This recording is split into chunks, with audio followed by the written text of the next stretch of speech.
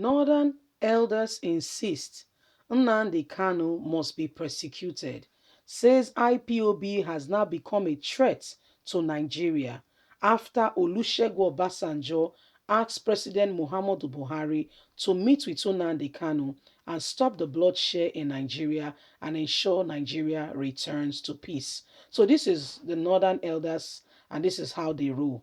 They are insisting that Nnamdi Kanu be persecuted. They are insisting that Mazi Nnamdi Kanu must go through, but they never say anything about Abakari.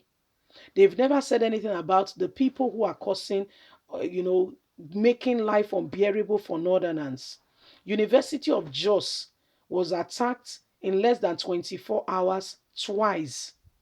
In less than 24 hours twice, with professor, children, wife carried away. As we speak, they've not been rescued. They're already asking for millions of naira. These are strangers who have come to destroy Nigeria, and everybody's watching. And yet they will tell you that yes, and blah blah blah. Nigerians wake up, oh, something is not right in this nation. Oh.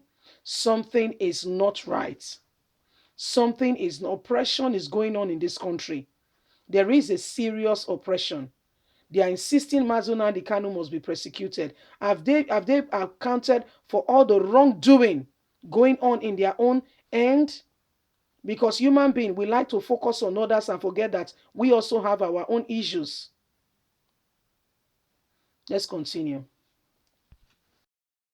Shocked as Nnamdi Kanu makes a statement after former President Olusegun Obasanjo appealed to President Muhammadu Buhari to meet him and have negotiations with him and ensure that Nigeria is peaceful and reduce the bloodshed that is currently ongoing.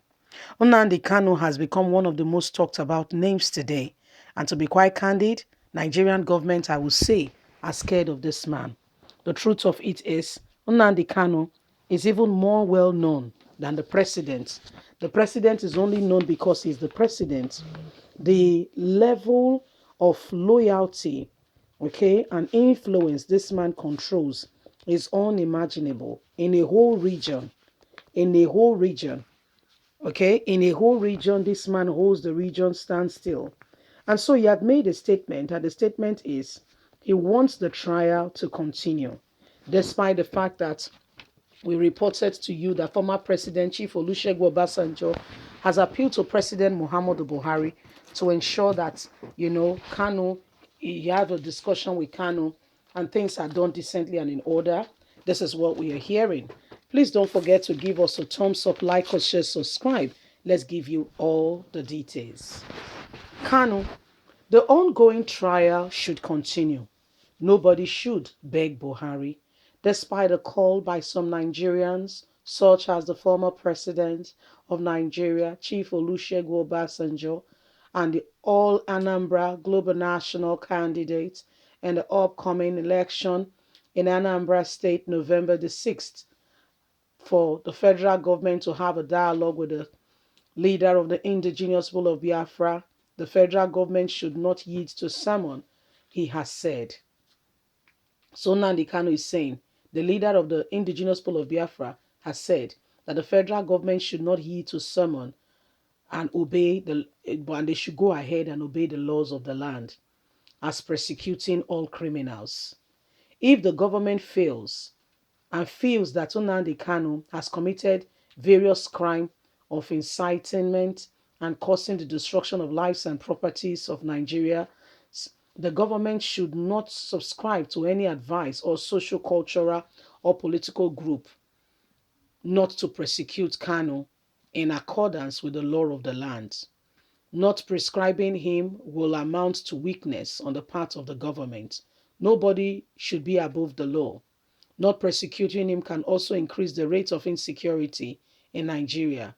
To put an end to this, the Northern Elders Forum on Wednesday cautioned the indigenous people of Biafra against frustrating the Saturday governorship election in Anambra. They continue by saying that the ongoing trial of their leader must continue and that the law of the land must be obeyed and that no elite in any region should demand that the federal government have a peace talk with Nnamdi Kanu.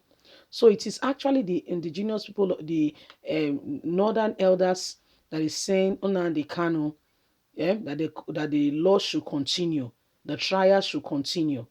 These northern elders are either in the country's book as the cabal, or the people really in charge of the government, as President Muhammadu Buhari seems not to know his left from his right and to put things in order as a true leader. He's never a leader because he never does any of the speaking to ensure that he brings order to a society where he's supposed to be the number one candidate. So, if you want to look at it politically, President Muhammadu Buhari is supposed to be the number one citizen in the country. Okay, he's supposed to be the number one citizen in the country, but that man does not behave like a leader at all. As a matter of fact, he has nothing to say, or to put that to say that he's a leader. No, he's not a leader. That is not a leader.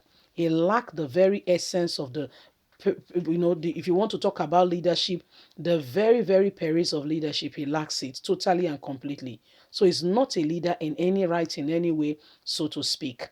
And so this man has continued in his own track. And Nigerians are just watching because we expect more from him, you see. We expect more from this man. Apparently, the likes of Garuba Shehu, Femi Adesina, and northern elders are the one calling the shots in Nigeria. The person we thought was the president is not. If you look at it, the people we thought were leaders, honestly speaking, are no leaders at all.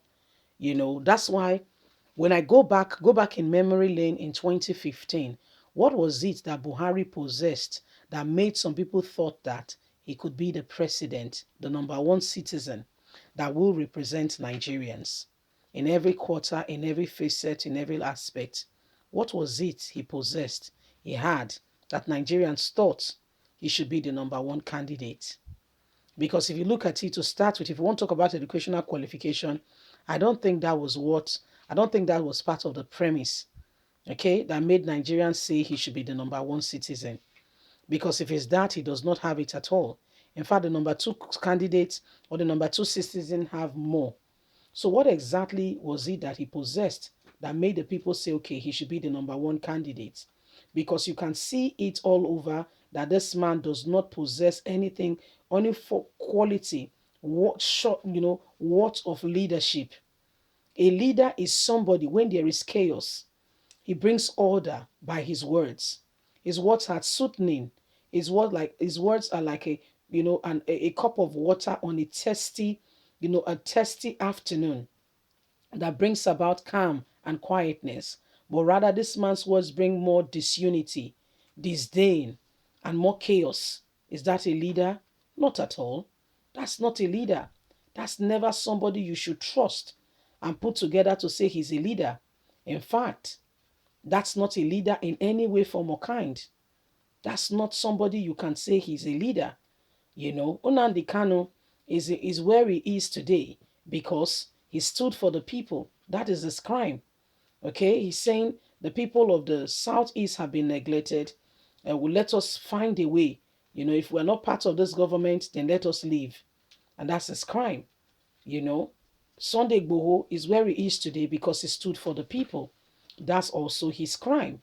So when you look at it, there are clear indications that even that as a nation, is either we have misplaced priority or there is really no sense of belonging or true identity of who we are. It's really missing, you see. It's really missing. So it's one of either. It's either we don't understand who we are, and so people dictate to us or just call the shots, or we know who we are and we are not really taking advantage of it. Leave us a comment. We'd love to hear from you. Please don't forget to like us, share, subscribe. Click on the notification button so you can get all our latest news. God bless. Bye for now.